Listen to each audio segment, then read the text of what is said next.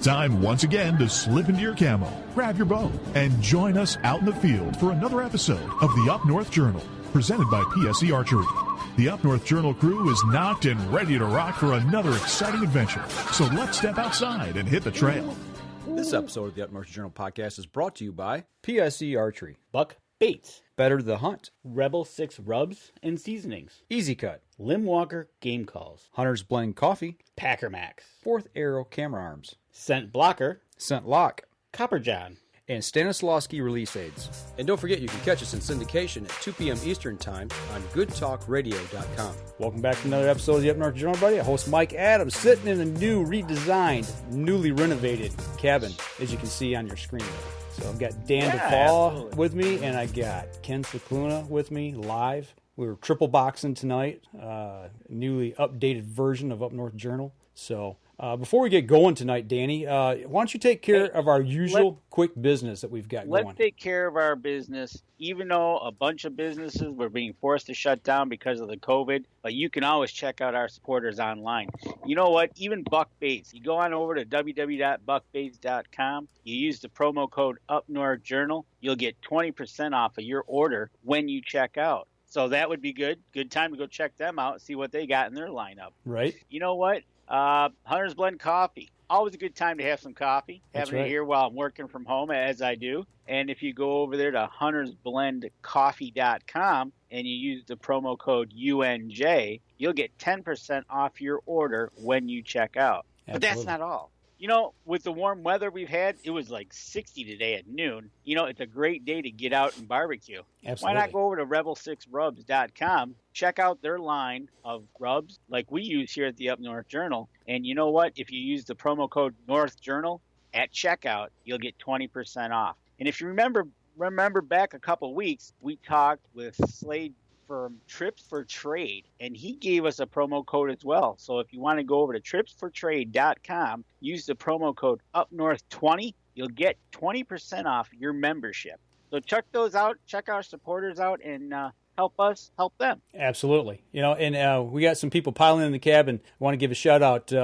Gina Connolly is in the cabin tonight. Gina, it's the first time I've seen your name here on the show, so welcome into the cabin tonight with Danny and Ken and I, and Tom Genzel. Tom Genzel says everything's coming in good, loud and clear over there, so that's good to know. Like I said, this Facebook thing it's all new, it's all changed for us, and I found out about an hour before the show, so hopefully we keep this thing on the air tonight. You know what? I see my brother joined in, Terry. He is the guy that asked last week about maybe some tips and tricks, so we're going to have a little bit of that tonight, Terry. We're going to ask Ken. He's our fisher guy. But you know what? Might start a segment from down the road with Ken about tips and tricks. So stay tuned for more on that. All right. So what have you two been up to for the last week? Danny, I haven't seen you in 2 weeks now.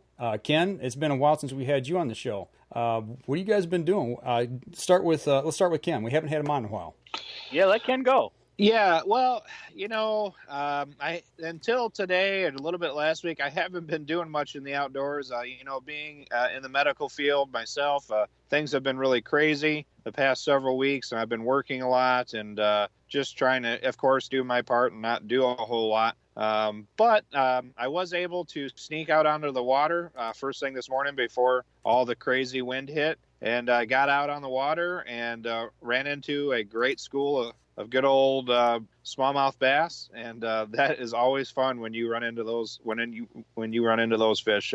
It's a blast, and we had a great morning on the water, and yeah, that's about it, really. I'm looking forward to getting out onto the lease here on the sometime this week, maybe probably this Saturday, and do some trimming and some planning, and that's about it for me. Well, I've got pictures of the two fish you caught up here, but also I noticed this week, I think it was this week, did you actually start getting rod and reels ready for your trip on the water? I mean, is this something you normally do in the early season? Yeah, you know, I mean, I'm pretty good about putting my stuff away, but yeah, every year, you know, I've already went through my boat, and you know, you go through the boat, and I'm going to be dropping a video about that, just some basic boat stuff to get ready before the water. But yeah, I bring out all my rods and reels first thing in the year. I mean, this is something I do all summer long, especially before tournaments or a fishing trip. But I kind of bring everything out here in the yard, click all the reels, make sure all the reels are still working. I started going through all my tackle, doing inventory on my tackle. So when I'm going to make my big tackle order, I'm not buying stuff that I don't need. And so I just kind of inventory everything I have and I don't have. And, there's always a little bit of money to drop into the boat.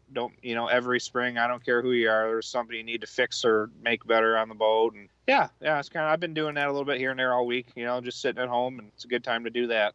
Well, I got to ask you, you went out on the water. I remember, I think it was last weekend, you and a buddy went out. Yeah. You had some boat problems? Yeah, we had some boat problems. We did get some fishing in, and some fish were caught. I only caught one, little one, wasn't that good. My buddy actually did okay, but his big motors, on these engines are water cooled, and on the back of these outboards, you can see the water spitting out that's circulating through the engine, and that water stopped spitting out of his motor, and he could have ran it, but he didn't want it to overheat. He didn't want to risk blowing his motor. So we were on White Lake, and we were on the other side of the lake, and we had the trolling motor back. Thank goodness we had the wind in our favor, but we had the trolling motor back all the way across White Lake, and it was cold too. It was a cold day, and so that was interesting. Hey, I got to give a quick shout out. I see Josh Hagerman is on here. He says order and tackle. You don't need. I didn't know there was such a thing about order and tackle. Josh, when you fish like Ken does, you need lots of tackle. But see, I saw that he was nailing the crappie here today. By the way, Josh, how like I'm sporting the Scentlock shirt too, by the way, tonight. But why is it that you guys that fish a lot? What is it about order and tackle? Because he just mentioned that he didn't know there was such a thing. Why do you order tackle? Well, honestly, sometimes you do legitimate need this stuff, but when you're fanatical about it, like I am, and like every single tournament bass fisherman or crappie fisherman, or when you're really into it and that's a big part of your deal, the fear, it's actually not a fear, but like a worry, like if I want something, I want to know it's there and I want to know it's plentiful. Even though I may not use it, in the back of my mind, there's this chance where I might be in a situation where I might need something. And if I don't have all my bases covered, now, not everyone's like me, but when it comes to that, I'm very, I don't know what the term for is, maybe OCD, but I have to, if I'm short on anything, it drives me bonkers. And I will, so I make probably 3 or 4 tackle orders all summer long. So that's just me personally. My preference is I like to be fully stocked. You're the guy that doesn't want to be caught without that one lure that they're all hitting on that night. Well, it gets happened to me, and I don't like being without. And hey, it's fun. I'm not gonna lie, it's a little bit of a shopping addiction for men. It's kind of like going shopping for shoes. Oh, it's so much fun to order tackle. It's fun to get it in the mail, and I love opening that box when it comes and just see this box full is wonderful. I gotta imagine for Josh it'd be like opening up a case of Oreos that get shipped to his house. Because Josh, I know I'm going to hit you on the Oreos, man. If you guys don't understand what's going on there, just go over his Facebook page. You'll understand. Yeah. Yep. So, no, that's all good. So, looking at the people that are trying to get out for the first time this year, what would you suggest for the first time? What should be the one thing they should really be looking at if they've got a boat, and maybe if they don't have a boat and if they're shore fishermen, what's the one thing they should pay attention to? As far as for catching fish? Well, just getting out, making sure that everything's ready to go. I mean, what's the most important thing when you get your boat out? What's the first thing you look for to make sure it's good to go? On my boat? Yeah. Well, obviously the first thing I'm concerned about every single spring is the engine and the trolling motor and my batteries. Okay. Because basically without that, you have to make sure that's running and reliable. First thing. Now, I'm not very mechanically inclined, so I have Wonderland Marina preps my boat every spring, puts it away every fall. So I know when I get my boat back from the marina, they've already ran the motor, they've already tested the batteries. I know I'm good to go there. But still, I'll hook it up to my hose here in the driveway. I start it up in the driveway, run it with the hose connected, charge both my batteries. Also, and I'm like I said, I'm going to do a video on this, but I always check my fire extinguisher because you need to have a fire extinguisher. Make sure that I didn't lose my charge on my fire extinguisher. Make sure I've got my throwable PFDs. Make sure my life jackets are in there, good to go. Check my electronics. I'll put my Hummingbird on there and turn my Hummingbird on. Make sure that all fires up. And then, then of course trailer. people kind of neglect their trailers. I'm constantly looking at my trailer, the bunks, the boat bunks, where the felt boards where the boat sits, making sure those are in good shape. My wiring, and this last part's important. I just did it yesterday, actually. It'll save you a lot of headache on the side of the road, but you got to remember to do it. Is greasing your wheel bearings on your trailer. Absolutely. And almost all trailers have the bearing buddy, and I always re-grease my the bearings on my trailer wheels, and I get a new tube of grease, and you can, when you're pumping it in there, you can see that old grease coming out. You can see it's nasty and grimy and dirty, and then you'll start to see that new red grease come through. Then you've got all brand new grease in those wheel bearings, and that can save you a major headache on the side of the road. People forget to do that, and it could cause you major problems, ruin your fishing trip. So those are the major things I like to do, just off the top of my head. And like I said, make sure your line inspect your line. Of course, make sure you have a fishing license, all that good stuff, and that's about it. Okay. Well, something Danny and I were talking about off the show a couple weeks ago, and I'll ask you this question. Danny and I, we got trailers, we got campers. You got a boat that you haul. When you're hauling something, when you go to hook it up and put it on the ball on your hitch, do you put anything on for any kind of dry lubricant or wet lubricant on the ball hitch?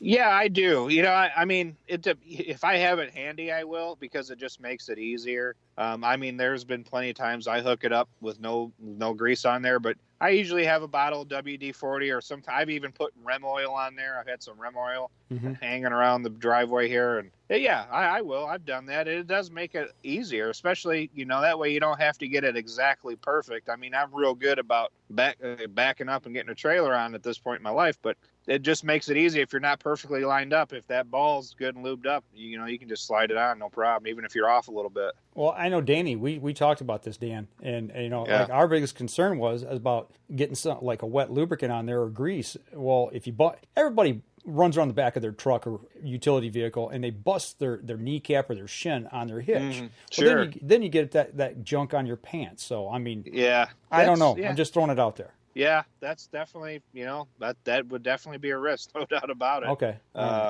It does help, and once you lock that lever down, and I always put my trailer lock back on there just as like an extra security measure that thing can't pop up. It's locked down there tight. That grease isn't going to do anything safety-wise. It just helps you get it on there, But I would just say I'm fanatical about my boat trailer. Obviously I want my boat running good and everything like that, but I can't stand one little light bulb not working, anything. It drives me nuts. So I can't stress enough, check your trailer. Well, Danny, it looks like we got a couple of questions coming in here for Ken on fishing. Go ahead. Yeah, absolutely. I didn't know if you were bumping up on our first break, but if we're not, we can go right into the question. Yeah, I tell you what. Why don't we take a break and we'll come back and we'll ask those questions. All right. Okay, sounds good. I love it. Danny's not even in here and he's taking care of me. I love it. So, yeah. All right, we're going to step outside, take our first break, and we'll be right back after this. PSE Archery has reinvented the way you buy bows. From now on, you can make the most educated decision possible by basing your bow choice specifically on your shooting needs and goals. All you need to do is ask yourself, what kind of shooter am I? What do I want to achieve? PSE will help find the right category for you. So, what kind of shooter are you? Find out at psearchery.com.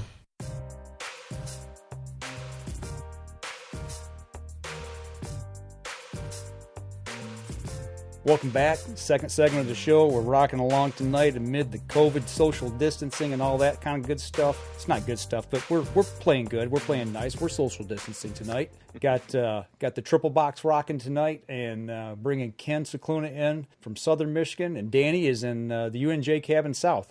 Ken, I'd say you're in UNJ Cabin South, but Danny's already taken that name, so we got to come up with a name for maybe you're at the UNJ Boat Dock. There we go. I like that. Yeah, the boathouse, the boat dock. Yeah, the boathouse. Okay, you come up with a name, and that's what we'll call your location. So, all right, we'll figure that out. But Danny, you got some questions for him. Okay, so kind of we'll roll these out to you, and kind of the way we're gonna go. Josh Hageman's asking what your favorite line for largemouth bass would be on clear water, and does it make a difference if the water isn't clear to what line you'd be using?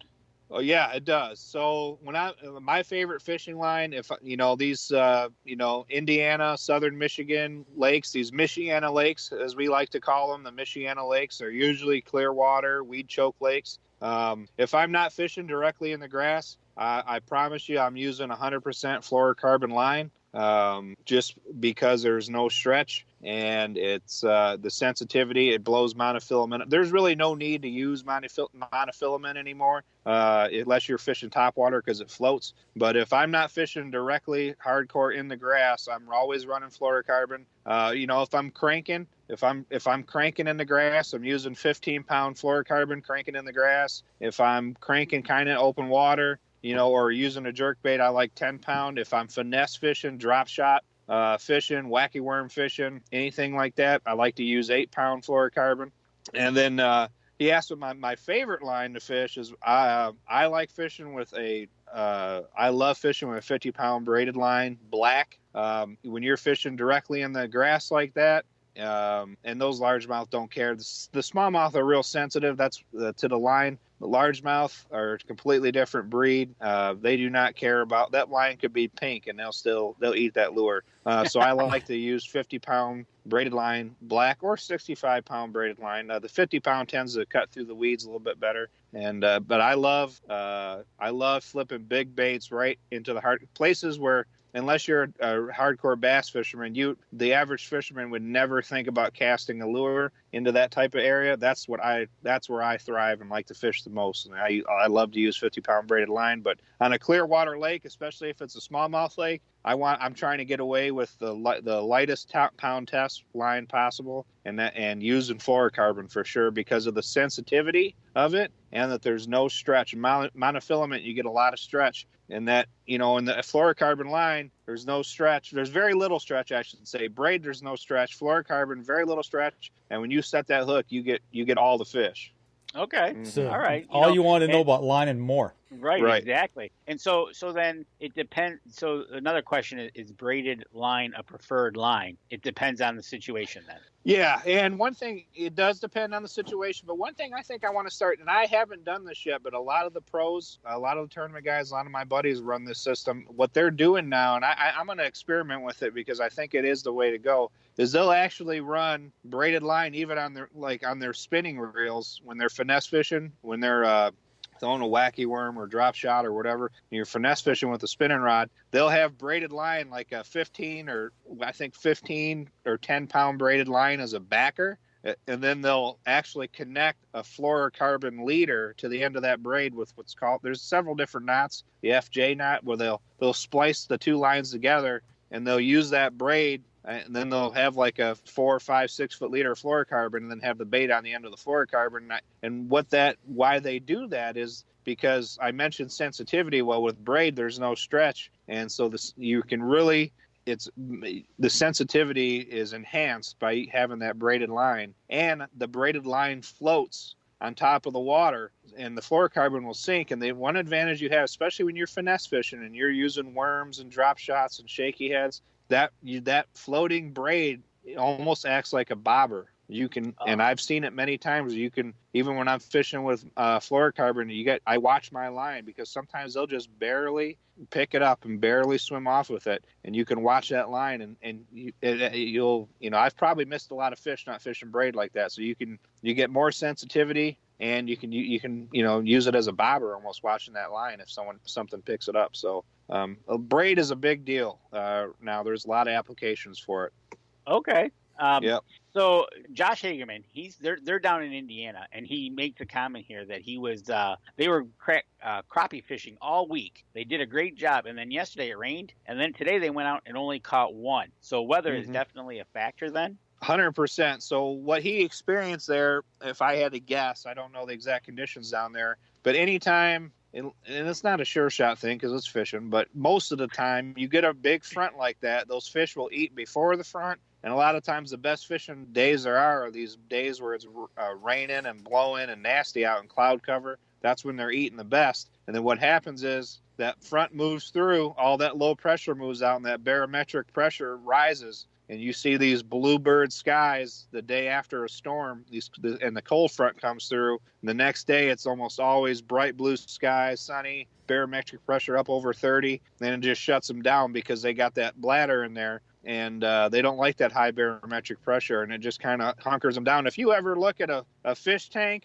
or actually my buddy who owns a bait shop showed me this one time, if you ever go into a bait shop or a fish tank, notice on the days where it's cloudy and the weather's bad, those fish will be swimming all around the tank, whether it's in a fish tank or a bait tank. On the nice bright days, you'll see all the bait balled up on the bottom, just sitting there. And that's something you can observe even with the fish tank. And those really high barometric pressure days, especially after a front comes through, it just shuts them right down. It kind of reminds me even like deer hunting. Like before a front comes in, when you get a storm front coming in, you hunt that pre-front. You see a lot more feeding activity or a lot more animal activity. So it's not just fish, I guess. No, it definitely relates. It's the moon, all that. All right. So what else you got over there, Danny? So now we know you went out today. You got into smallmouth. We'll talk about the smallmouth right now and what you're out there, because it's called the pre-spawn right now, right? Yep, right now it's pre-spawn fishing. Yeah. So we'll go with that right now. In the pre-spawn condition, what matters most? Is it the color? Is it the presentation? Is it the speed? What's your first out of the box? What are you going to look at there, and maybe what will be your first lure that you're going to take out of the box? So water temperature is going to dictate everything this time of year for me personally. I mean, obviously weather conditions, but the number one thing that I know I look for, and got a lot of bass guys are a lot better than me, they pay very close attention to that water temperature. Today the water temp was 45 degrees. So it's still kind of cold. Last week it was 41, 42. It was really cold. So you want to fish something slower, not to say you can't catch them on a moving bait, because guys are catching them on chatterbaits and crankbaits, but I like a jerk bait. I caught all my fish on a jerk bait today, a Rapala jerk bait, and it's something you can fish really slow. I was actually working it. Once I knew I was catching smallmouth, I need to slow down some all over the map, but I'm going to take a step back. So a jerk bait, if I'm on largemouth and the water temperature is cold like it is, I kind of want to fish that jerk bait slow, because they're a lazy fish. Their metabolism isn't ramped up yet. So I'll actually jerk, and then I've been counting to 7 before I twitch that jerk bait again. I have to make myself stop and count to 7. But once I realized I was around smallmouth, they're a lot more aggressive. They're meaner. They're just a meaner fish. And so I was fishing that jerk bait just a little. I was just twitch. I was working it in pretty quick, and they're eating it. But for the most part, when you're fishing for green ones, largemouth, you want to fish real kind of slow, But as that water temperature gets up into the 50s, you can start throwing lipless crankbaits, or like a lot of guys know them as rattle traps. Those are great pre-spawn bait, rattle traps. There's a bait called a chatterbait. Any kind of moving bait that's making a disturbance, make them react. But as that water temperature gets up into the 50s, that's when we start throwing a lot more moving baits. But this time of year, it's hard to beat a jerk bait. Jerk bait's my go-to deal right now in this 40-degree something water temp. Any specific color? So Clearwater, Michiana lakes. I'm always looking for, when you're fishing a Clearwater lake, the fish's bread and butter in these lakes is bluegill and perch and emerald shiners and things like that. So anything with a bluegill pattern, any kind of natural pattern, you can't go wrong. So you really it's again, match the hatch. So, down south, in the Tennessee River system, and they threadfin shad, gizzard shad. I mean, we have gizzard shad in the Great Lakes, so you could run a shad pattern. But on these Michiana inland lakes, I mean, bluegill is king. Bluegill and crawfish are king, more so bluegill. So you want anything that imitates a bluegill or a perch, and you're going to be just fine. Yeah, cool. Or red. Actually, a red, for some reason, and I don't know. I think it's the color, the molting color of crayfish this time of year. They tend to be red this time of year. A lot of guys, and I actually did catch a pike this morning on a reddish orange rattle trap lipless crankbait. That's a great color too in that lipless crankbait. But other than that, I'm looking for bluegill or perch imitation. Nice. That's awesome.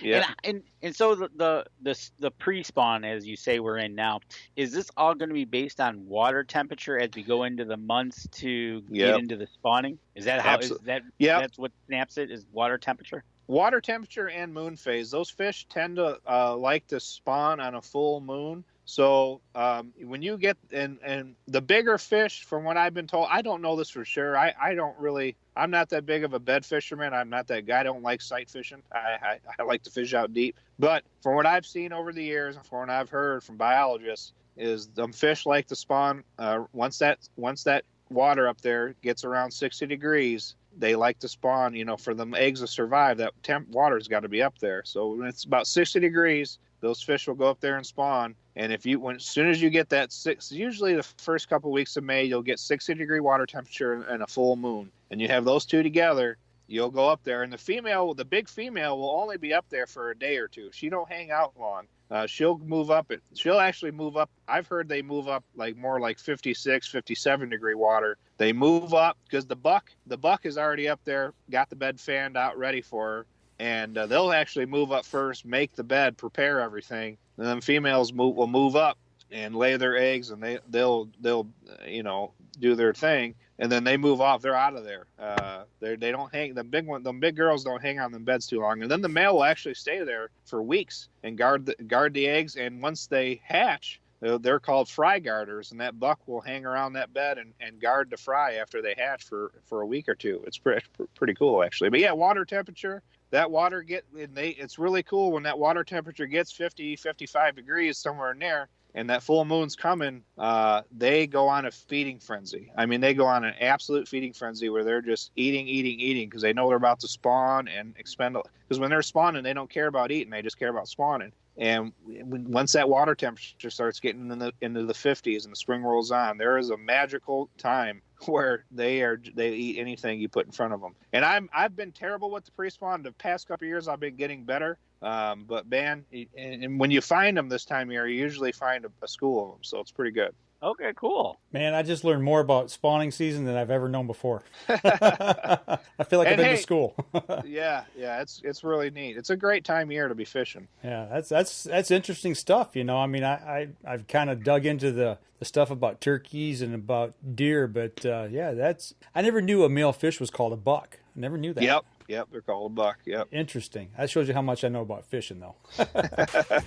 I'll tell you what, we're bumping up here on our second break, so let's step outside and take our next break. When we come back, we'll continue the conversation. We'll be right back after this. PSE Archery has always dominated the speed category. Now, the most revolutionary cam system ever to hit the market has perfected the shooting experience. Introducing PSE's Evolve Cam System, featuring extremely high let-off capabilities and the smoothest draw cycle in history. No other cam system has ever delivered this level of total comfort and total control. Experience PSE. Experience performance. Welcome back. Third segment of the show. Ken just took us to school on fishing. I tell you what, if you guys are tuning in here a little late, you need to make sure and check out the recorded part of this show later, because the first two segments have been on the early fishing season here, and he's given us some great information. So, Danny, what you been up to? I know you've been busy here the last couple of weeks. I know you put some miles on. Yeah, I've been doing about 5 miles a day walking. Gym's closed, so we got to do something to keep going. And getting that 5 miles in, like we said, we had a 5K that we were going to be getting into, which would have been Saturday, but it was kind of canceled. Yeah. So they asked us to do it virtually. And you went over to Seven Lakes? I went over to Seven Lakes, my 5-mile track that I got, and I actually drove it to figure out what 3.1 was, so I knew the beginning, the middle, and the end. And I sent you a picture of my running partner that I had. Oh, well, I thought maybe that you were, let me see if I can find it. I got it right here. I thought maybe you were actually looking for fishing bait for Ken here. You had a little crawdad. I tell you what, he was in the middle of the road in the rain. I've seen that. And I didn't get it. And I'm like, wait a minute. So I helped him. I got him off the road. And I was like, you know what? You're going to get run over, dude. There's no doubt about it. You're not going to be fast. So I moved him along, and then I started, and then I went from there, and that was my starting point right there. Was the first sign that you see, and you know where that sign's at, right when you walk into the park. And from there, I went and did my 3.1, and the selfie I took was the finish line. That was the finish line, was 3.1 miles, and it was awesome. So that's why you're smiling then, right? Absolutely. I did it in about 60 minutes, a little less than 60 minutes, but you know what? It was awesome to get out there with the umbrella, the rain, the fresh air. Right. There wasn't many people. Well, I got to ask you a question about, right. And this is not really about the running part of it, but I got the picture up now, and we've heard. I saw an order come down from DNR on this, that state parks that you can go to them, and they opened them up actually from now to I think the end of April or part of April. You don't need the state park pass to get into, but they're shutting down all the toilet vaults, but they're putting porta potties out. That to me makes absolutely no sense. I don't understand why they're doing that. So it was Wednesday or Thursday when I was on my walk. All of a sudden, they started popping up, and I'm like, well, that's kind of odd. Well, yesterday in the rain, the gentleman was there with the wood to put across the doors of the permanent structures. The vaults, yeah. Yeah. So I think the reason they're switching is those two. Is I bet you they're going to have that company come in every day and clean them out and wash them out and sanitize them. That's the only thing I can think of. Is it would be easier to have that done, and then I think they got 1, 2, 3, 4. I think there in the state park there. Yeah, you take pictures of 2 of them. Yeah, and they really barred that shut. So that was the 2 together are at the main structure, and the 1 is by the boat launch. Well, here I zoomed into the 1 here that's bolted shut or boarded shut. You're not kidding, right? You're not getting into that thing. And they got the signs up for the stay out order. And you know what? When you drive in at the shack there, that's closed right now. Yeah. They've got some wording put up that not the campground, but the playground is closed. So you're not supposed to be in the playground, which actually you can't see it in the one picture, but the swing set actually has tape around it, the yellow tape around it, so you can't swing. Oh, man. It's I understand why. I mean, I do, but you just wonder, like, how much money are they spending on these porta potties and having people come in and clean them versus cleaning the vault? I mean, couldn't you clean it similarly? I mean, I don't know. And I also heard that they were taking out the hand sanitizer and the toilet paper. People were stealing it. That I believe. Well, that's what I think they're switching over to a company to come in who's got all the equipment handy, a sprayer, sanitizer, all on a truck, and they can come in and take care of it right then. Well, you think they could do that with a vault too, and it wouldn't cost them the money to rent the porta potties. I don't know. I'm playing devil's advocate here. No, absolutely. I totally get it, but I don't know what that crew has there at that state park. Okay.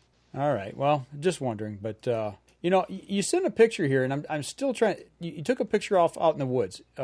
Is that water running down a trail? Okay, so you know how much it rained yesterday here, right? We had quite a bit, and I'm walking, and I can hear water running. Okay. I'm like, what is that? All of a sudden, I get up to this spot. That water has turned into basically a waterfall coming towards the road, and then it goes into underneath the road and keeps going downward. But there was so much water coming off the woods, it was just incredible.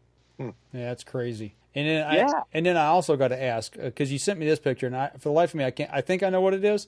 But you took a really nice picture of the fence. It's in focus, but whatever's in the field behind it is not. Is that 2 turkeys out there? That is 1 turkey. 1 turkey. Okay, I figured that. I know where that's at. That is 1 tom who was strutting out there. That's the only turkey that I've seen walking over in that area up until yesterday. I've seen a lot more today, but they were further north on the private land. Okay, so you're actually seeing some birds out there now. I've seen a bird. I seen a bird, but that was in the private land, and he was out there it was raining, he was strutting, and he was just enjoying the fine weather that we were having today. Okay. Ken, are you seeing any birds yet? Yeah, I mean, driving around, my job, I drive around all day, and I actually seen my first strutter the other day, and that's always a special thing when you see one for sure, put down a show. And I've been seeing some birds. I see a lot of birds out here in Livingston, Washtenaw County, driving the back roads all day. Gotcha. So what? How the run, Danny? I mean, we've been talking about this. We've been waiting for they canceled the race. Getting kind of back to that. Now, you've been walking a lot and putting the miles on. You want to talk about that a little bit about where you're at with that and how it's going? What I'm doing, I've been kind of challenged by my doctor to get down to a certain weight. Mm-hmm. So I was like, all right. And we were doing the weightlifting thing and everything, and I was maintaining. So I was kind of happy. Right. But he thinks I can get. He thinks I can lose 15 more pounds. Okay. So I said, all right, dude, you're on. So we are on a track. I got till April 23rd to get down to lose my 15 pounds. And I got, what do we got? About 3 weeks left. Yeah. And I got about 3.5 pounds to go. Okay. And I should be there. All right. So you're right on target for hitting it. Oh, I plan on walking into his office and go, look, bub, here it is. Right on. Well, yeah, we got a few more minutes here. We'll keep talking. I just looking up at the clock here, seeing where we're at time-wise. So you're not doing the weight thing anymore, obviously because the gym's closed. Are you doing any archery shooting outside at all? Are you putting that into your repertoire? I thought about it yesterday for a split second, and it was raining, and I was like, oh, all right. But I hope we get some warm weather, I want to get outside, and I want to start shooting the bow again. So, but I'm kind of on a quest to get this weight down before I get there. Gotcha. All right. Ken, how about you? I know you've been busy. You've been real busy, but I know we talked at ATA a little bit. Have you been able to fit anything in yet for getting back at it? I haven't, and this, about a week before all this craziness started, I got the stomach flu. Uh-huh. And so that had me messed up, and then, like, as soon as I got over the stomach flu, all this coronavirus stuff, my gym shut down. But prior to that, I was doing really good. I was, Hamburg Fitness Center here, going there 3-4 times a week. Mm-hmm. I was doing both cardio and strength training, doing the sauna for 20 minutes, 3-4 times a week. Right. Eating really good during the day, and I was losing weight. But I'll admit, I'm motivated. I'm doing some food prep tonight. I'm going to get back on the wagon. I'm going to start doing what Danny's doing and going for hikes on these state park trails. All right. Hey, that's good. I'm glad to hear that. Yeah. It's a struggle, especially now.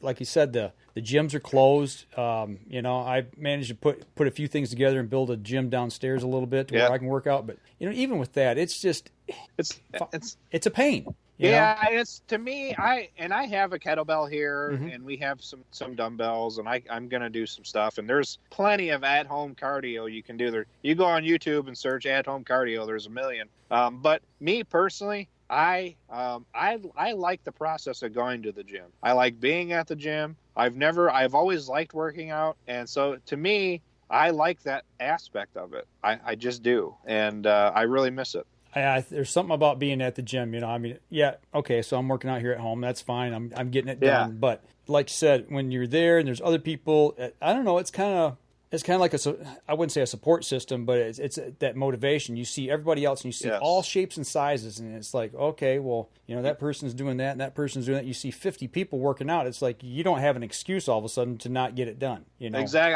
I almost feel like I'm punching the clock. I'm punching in here. Let's do it. I'm here to work, and that's kind of that feeling I have. Mm-hmm. What about you, Dan? What do you think about it? Oh, exactly the same thing. When I was the last day I was over at Planet Fitness, Tyler was I explained to Tyler what I needed to do, and he goes, "Hey, do the 30-minute workout. Throw that in there while you're doing all this cardio, and it'll help you." And he goes, "I'll even do it with you because I'll show you how to do it." And of course, they closed the next day. Right. Yeah, that stinks. And, who knows when we're going to get back in there? That's the other thing is that there's so much stuff that's shut down right now. We've got just a few minutes here left in this segment. Just briefly talk a little bit about, how are you guys, whoever wants to jump in first, how are you getting by with this, stay-at-home thing, the stay-at-home order here in the state of Michigan? Go ahead, Ken. For me, so I'm a home care nurse, and I'm literally my job requires me to do the worst possible thing anyone could do right now, and that's to go to 7 or 8 different houses a day. Mm-hmm. I'm doing the best I can with wearing my PPE and trying to be smart and ultra cautious, which nurses are anyway, but now I've really ramped it up. But as far as, being at home, my wife and kid, we're our church is shut down. We're at church a lot during the week, so we're not doing that. And that's been really weird for us.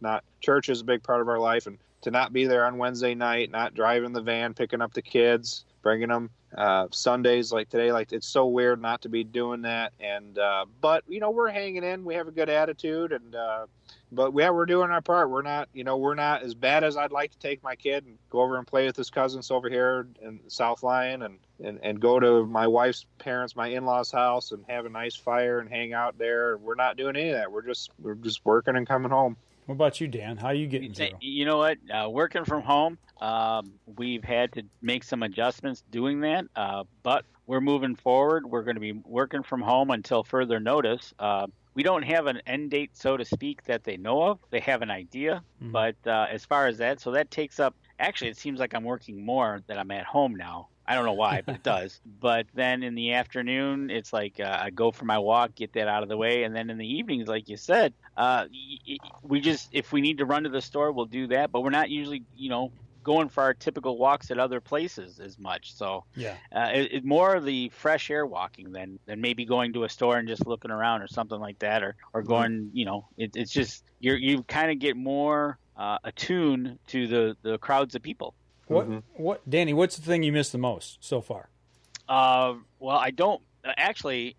Working from home can be tough because some people are hands-on and need to see you there. So when you in my business, if I want to try to draw on a piece of paper what I'm trying to explain, it's a little tough. So that's work-wise can be a little tedious that way. Ken, what about you? Yeah, I'd have to say, I'd say I miss being with my church family. I miss so many people that I go to church with. I mean, they're my close friends. And a lot of times, we see them, like I said, Sunday morning, Sunday evening, Wednesdays. I really enjoy that time of fellowship. And I'd have to say probably that. I mean, because other than that, I don't really do much anyway. Right. I'm kind of a homebody. If I'm not at home in the woods or on the water, I'm usually at church or just at home hanging out. I mean, I don't really go much and do anything.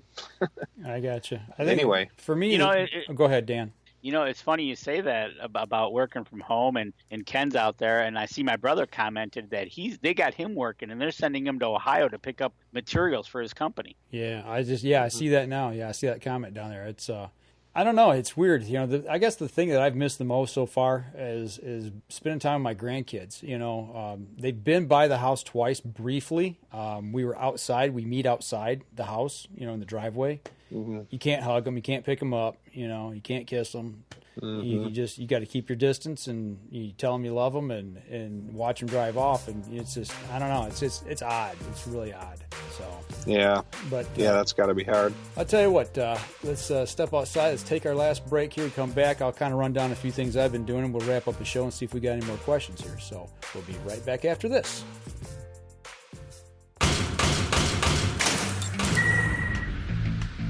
Acceleration is part of PSE's DNA. PSE pioneered the speed movement. Now they've developed the vapor category to help you find the most powerful bows on the market to fit you. High speed equates to intense power and building the momentum you need to be successful. Are you a vapor shooter? Find out at psearchery.com.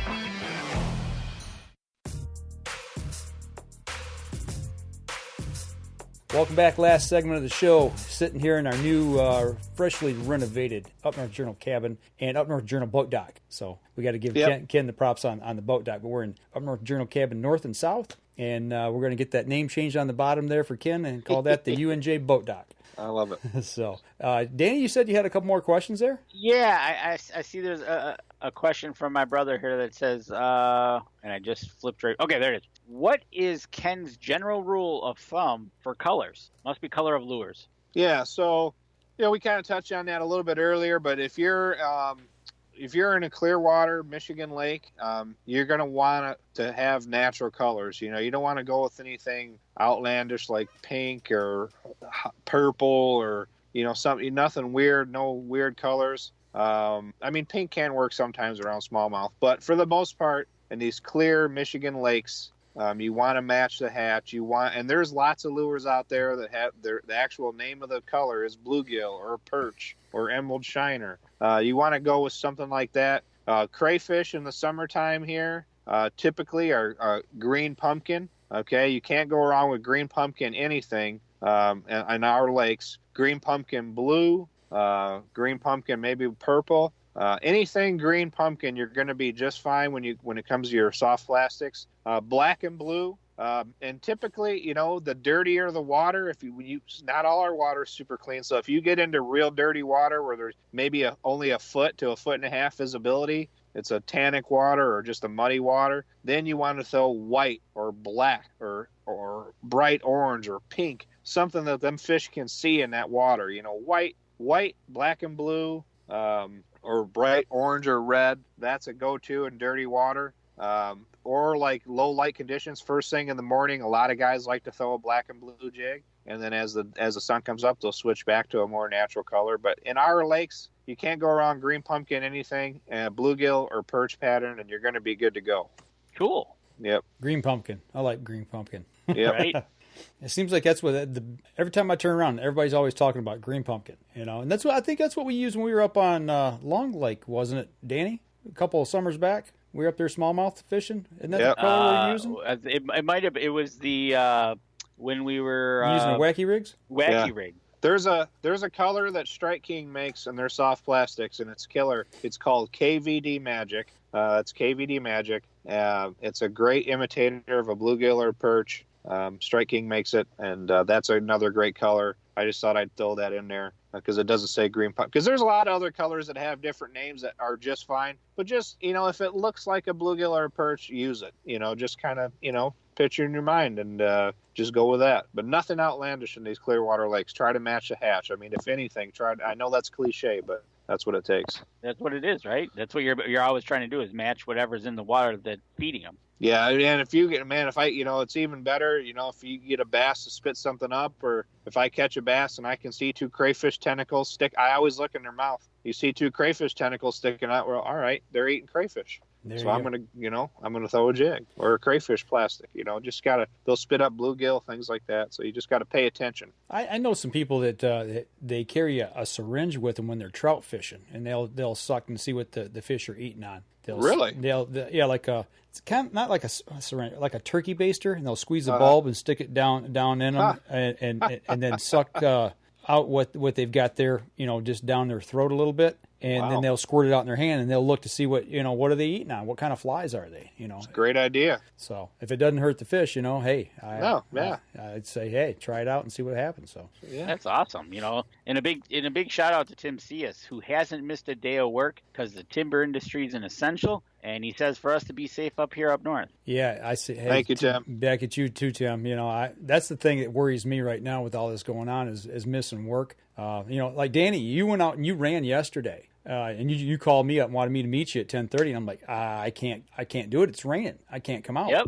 I can't go outside and play. Mom won't let me. Actually, it's trying to protect my job, because if I even get a cold, just a regular cold, you don't know if you've got the COVID or not. So they send you home, and then if you don't have it, well, guess what? You're home and you're burning PTO, and then that cuts into hunting time. So I decided to hang out until later in the day before I went out. So right. What have you been doing, Mike? We talked about myself. We talked about Ken. What have you been doing?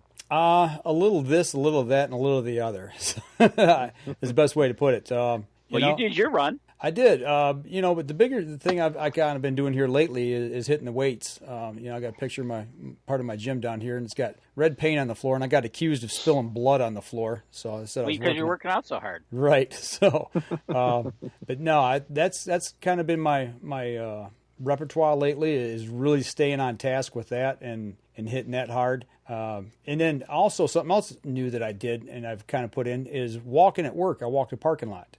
Speaking of work, which Tim Cias is talking about, is, one time around the parking lot's a tenth of a mile. So 10 times around's a mile, 10 times around's a mile. So I can do that usually in about 30 minutes. So if I got a half hour lunch, I can get out there and put a mile and a half sometimes if I'm lucky, if I'm really cranking it. So that's been new. But yeah, I ran my 5K yesterday, and you can see here I'm donning my scent lock socks.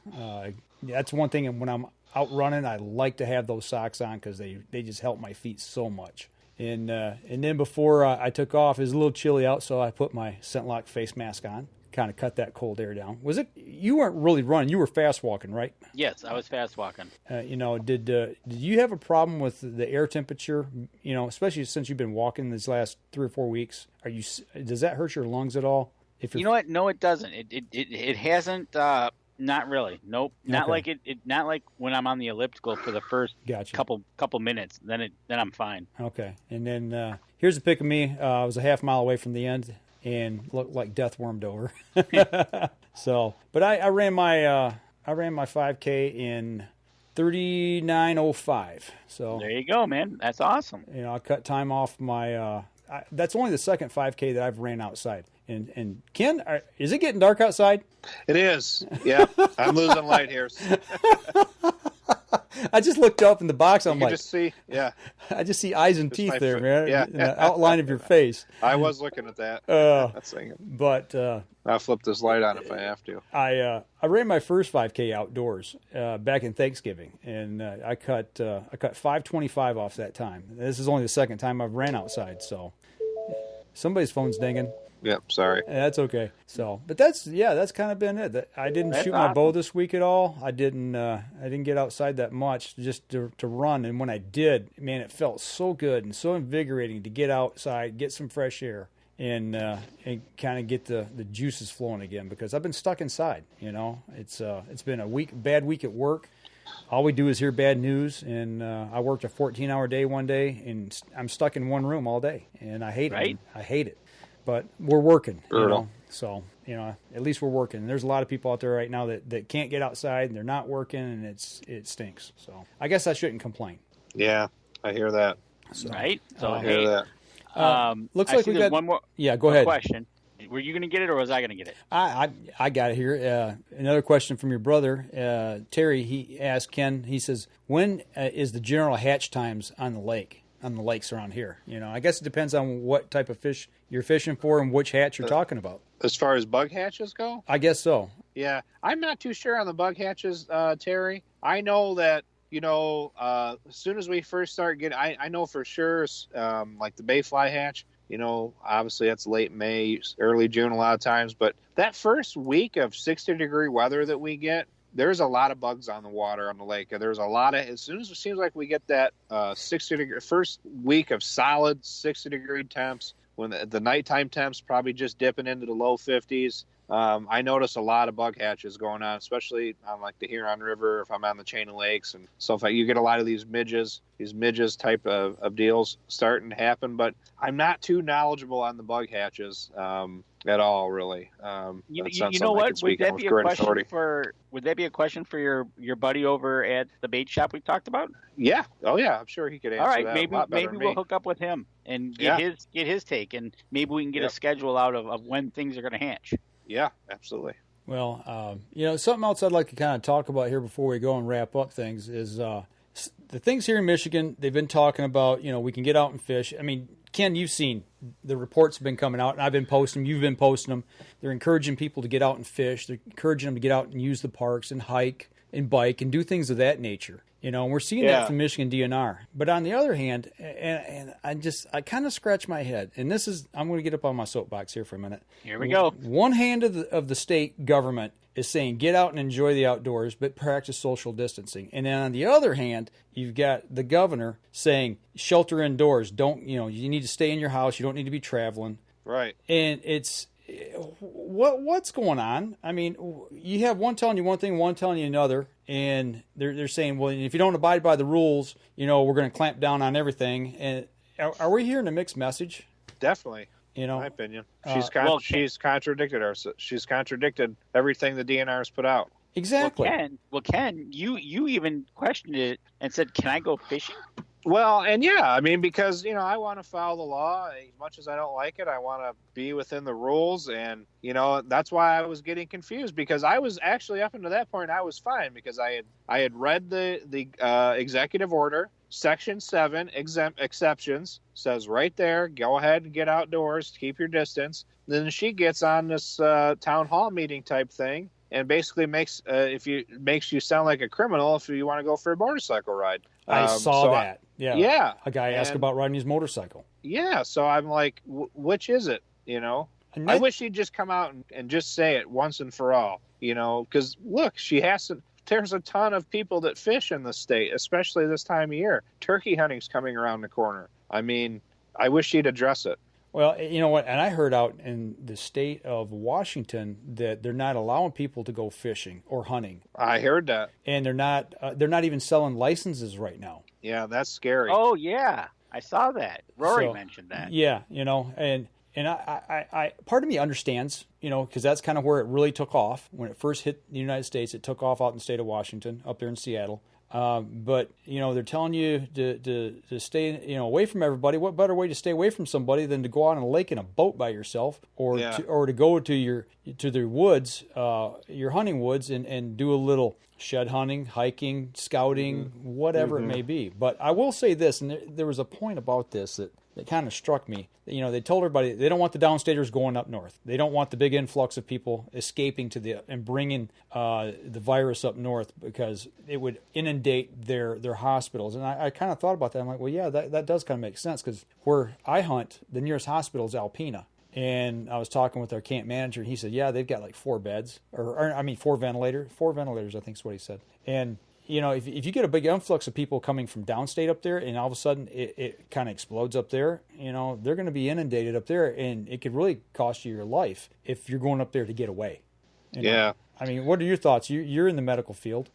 Yeah, I no doubt about it. I mean, I don't think, especially if you live in Washtenaw County, Oakland County, Wayne County, I think it's extremely irresponsible. I'm not saying you can't do it. You don't have the right to do it. I'm just saying on a human level, I think it is irresponsible to bring that to our northern neighbors up there. I mean, I'm not saying that you would bring it, and I'm not saying, you could easily just go to your camp, mind your business, not even come in contact with somebody. But chances are you're going to stop at a gas station. You're going to, you're going to stop somewhere along the way. And I don't know. And that's true. I tell you one thing, and no offense to our northern Michigan listeners, but I mean, boy, that's the last place I want to be if I've got that. I want to be down here by U of M or Beaumont or something. I don't want to be up there. You want to be where technology. No offense to the doctor. Yeah. I don't. No offense to them doctors up there. I'm sure they're very capable. Like you said, that Alpena Hospital has 4 ventilators. And how practiced are the doctors up there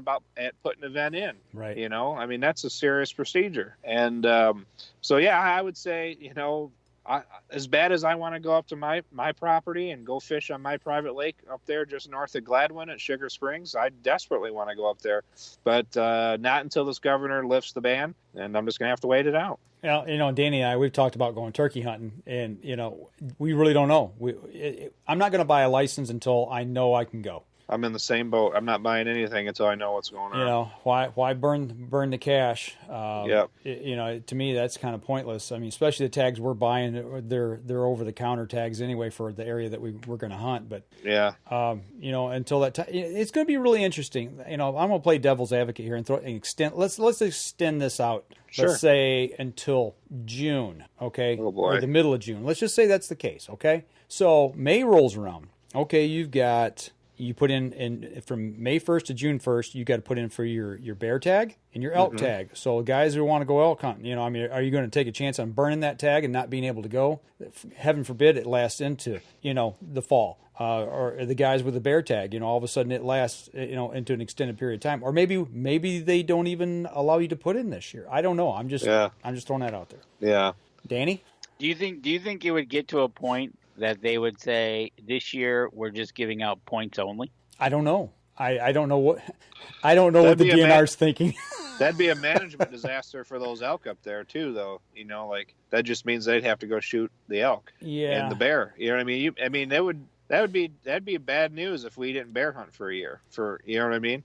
That'd be bad. I think the elk situation might not be as bad because there's only usually 200 or 300 that are taken usually.